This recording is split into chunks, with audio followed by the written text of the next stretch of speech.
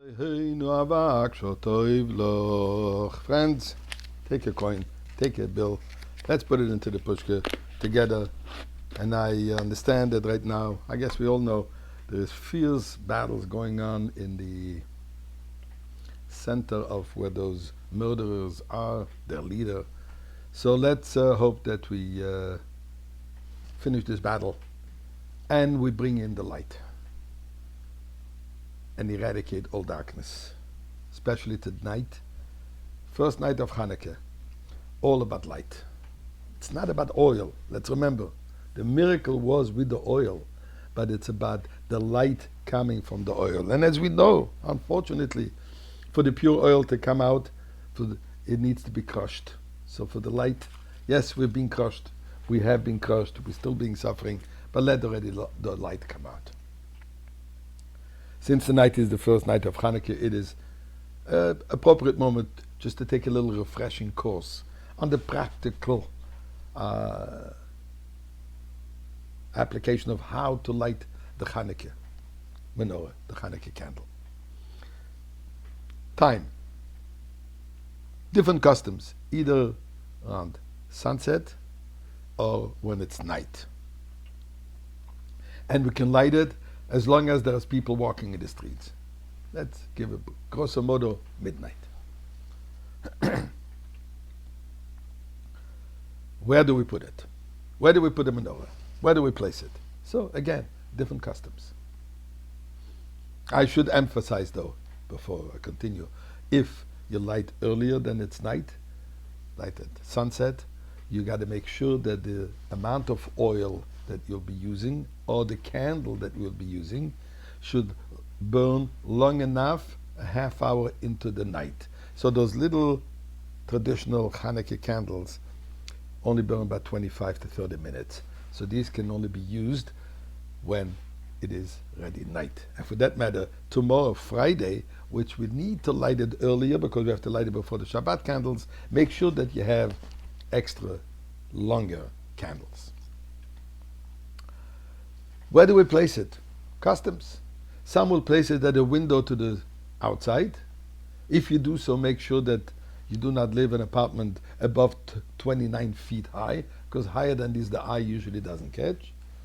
Others, and so is the custom of Chabad, that we put it on the left side opposite the mezuzah on one of the doors, one of the doorposts in the house. Also, custom wants it to put it below 60 centimeters, so it should be less than 10 tfachim, close to the ground. How do we light it? So here is your menorah, a sample of a menorah. There's all kinds. But it's important also to make sure that the menorah is one that all the lights are on the same line, same height.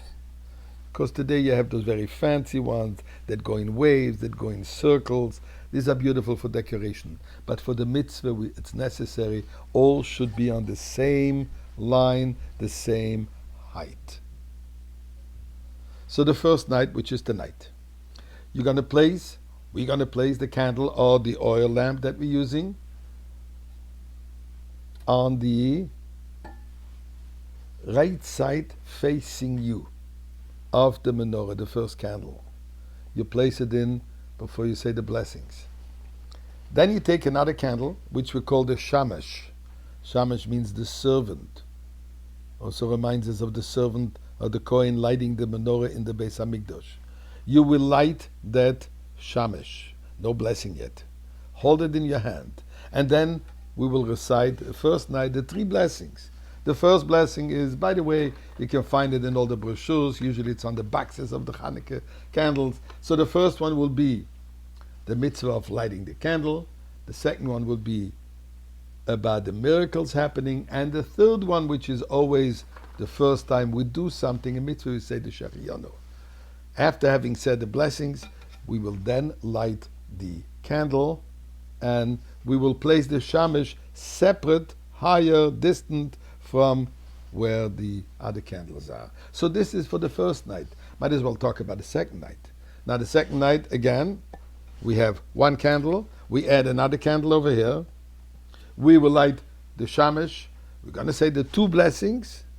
and then we're going to light, but the lighting is from, we add 2 candles. The lighting is going to be the new one first and the previous one second. And the same is true for every night. We keep on adding candles here. We light the shamash, we say the blessing, and then we light the new one and we go backwards until we have all 8 candles lit. That's the proper way to do it.